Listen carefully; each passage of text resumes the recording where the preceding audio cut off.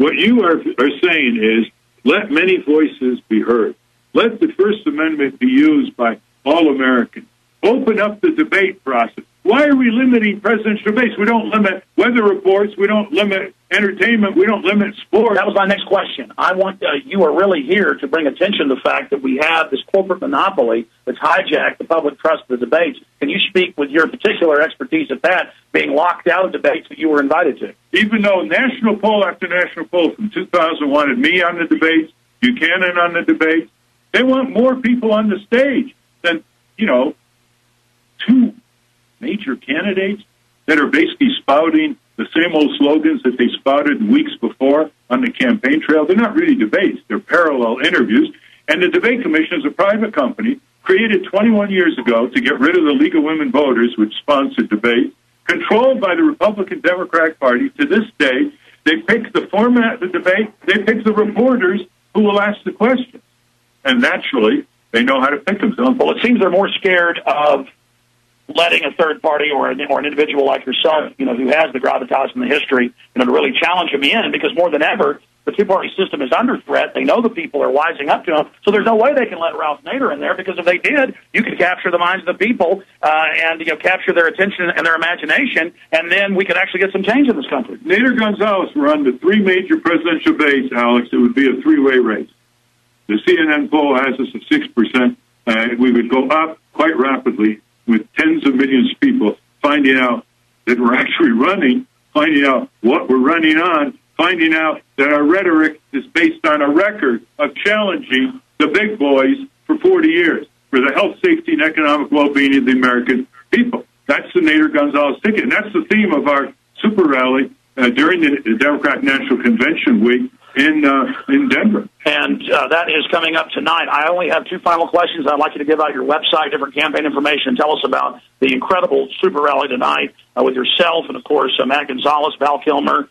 We have Angela Biafra, Nellie McKay, Cindy Sheehan, Ike Riley, Sean Penn, and so many others. Tom Morello of Rage Against the Machine. Absolutely. Big fan of his that are coming up tonight. But my final question for you is this. Did you, and I should have asked this before the interview, I didn't have a chance, did you see Cy Hirsch before that big media conference 3 weeks ago?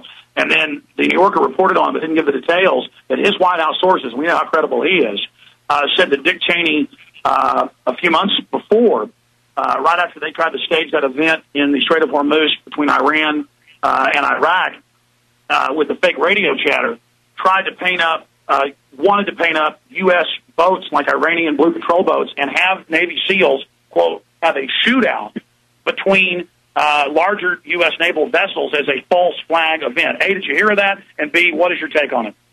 I think that Dick Cheney is a multiple warhead criminal recidivist as vice president, together with his President George W. Bush, who violated our Constitution, our federal statutes, and international treaties that we solemnly belong to, like the Geneva Convention. Second, I wouldn't put it past him, Alex, that he wants to create something worse than the Tonkin Gulf facade, that he would really want to create some kind of warlike move against Iran in order to hype the public and shut down dissent and win the election for the Republican Party. So you think that's a real danger? I think it's very much a real danger. Should there be a congressional investigation immediately started, or do you have any other ideas of ways to draw attention to the fact that Cy Hirsch, the most respected investigative journalist living right now, except for maybe yourself, you've worn so many hats, would come out and say this and only Keith Olbermann covered it? The people in the Pentagon, Alex, are worried about Dick Cheney and the neoconservatives and the drumbeat against Iran. And the drumbeat against Iran could get this country in a huge amount of trouble because it's bigger than Iraq. The Straits of Hormuz could be blocked. Think what that could do. Oil prices. Oil and the prices of gasoline, heating oil, and the economies of the world. So I think the Democrats should make a declaration and say, if Bush Cheney makes a military move, against Iran without consulting and being cleared with Congress under constitutional provision, they will move immediately to impeach him both of them in the House and convict him in the Senate. And you would do that as president, wouldn't you? Absolutely. Well, in fact, the criminal laws apply to presidents and vice presidents when they leave office. just as they applied to Nixon on Watergate before Ford pardoned him. And so Bush has declared these new powers that never existed. In closing, tell us about the campaign websites and the big rally that's coming up tonight, sir. Get on our email list, whether you vote for us or not. Nader Gonzalez, the website is votenader.org. That's votenader.org. The super rally is at the University of Denver, the Magnus Auditorium. It's a very good place, and we want more of you to show up. It starts at 6:30, and I'll tell you, you'll never forget it after you go through that kind of robust rally where people do not have marbles in their mouth. Folks, you can buy tickets at Denver Nader HQ, 1155 Sherman Street. The number is 303. This is for listeners that listen to us on 1360, The Lion. You can go to 1155 Sherman Street, 303-832-2509. And again, that is in Denver, Colorado.